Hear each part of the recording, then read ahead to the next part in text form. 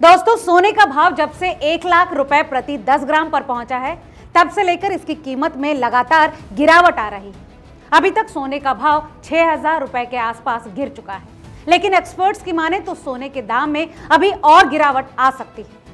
दोस्तों, एक्सपर्ट्स का कहना है कि भविष्य में स्थिरता के कारण सोने के भाव 87,000 रुपए प्रति 10 ग्राम पर आ सकते हैं।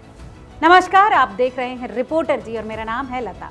दोस्तों, अक्षय तृतीया 2024 पर 24 कैरेट सोने का भाव 73,240 रुपए प्रति 10 ग्राम के आसपास रहा था, जबकि अक्षय तृतीया 2025 में यानी आज ये बढ़कर 97,000 से 98,000 रुपए प्रति 10 ग्राम तक पहुंच चुका है।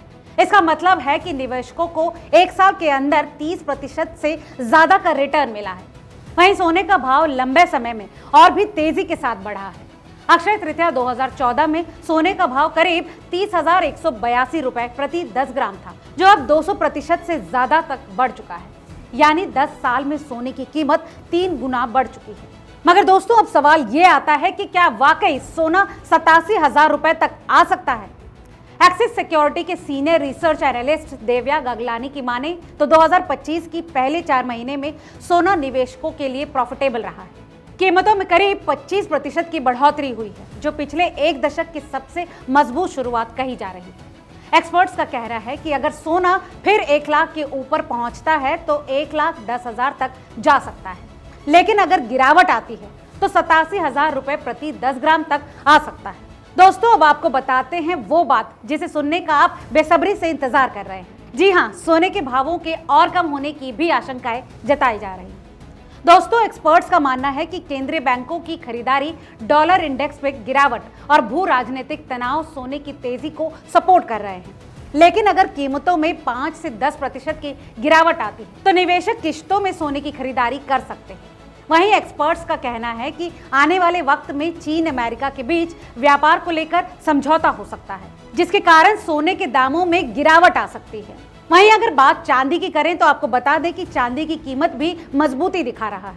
इंडस्ट्रियल डिमांड और सुरक्षित निवेश के कारण चांदी में निवेश अब बढ़ा है। कम ब्याज दरों की उम्मीद और वैश्विक अनिश्चितताओं के चलते चांदी का लंबे पीरियड का रुख भी तेजी वाला बना हुआ है।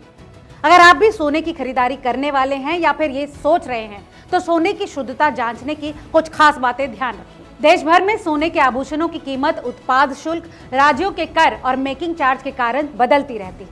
गहने बनाने के लिए ज्यादातर 22 कैरेट सोने का ही इस्तेमाल किया जाता है। वहीं कुछ लोग 18 कैरेट सोने का भी इस्तेमाल करते हैं। दोस्तों, इन गहनों पर कैरेट के हिसाब से हॉलमार्क दर्ज होता है। 24 कैरेट सोने के आभूषण पर 999 लिखा होता है, जबकि 23 कैरेट पर 958 यानी 958 लिखा होता है। वहीं बात 22 कैरेट की करें तो 22 कैरेट सोने के गहने पर 916 लिखा होता है और 21 कैरेट पर 875। वहीं अगर आप 18 कैरेट हॉलमार्क गोल्ड खरीद रहे हैं तो ध्यान रखें कि इस पर 750 लिखा होगा। तो दोस्तों, आपको क्या लगता है, क्या आने वाले वक्त में सोने की कीमत वाकई गिर सकती है? अपना जवाब हमें कमेंट करके जरूर बताएं और ऐसे तमाम और खबरों के लिए देखते रहिए रिपोर्टर जी। बहुत बहुत शुक्रिया।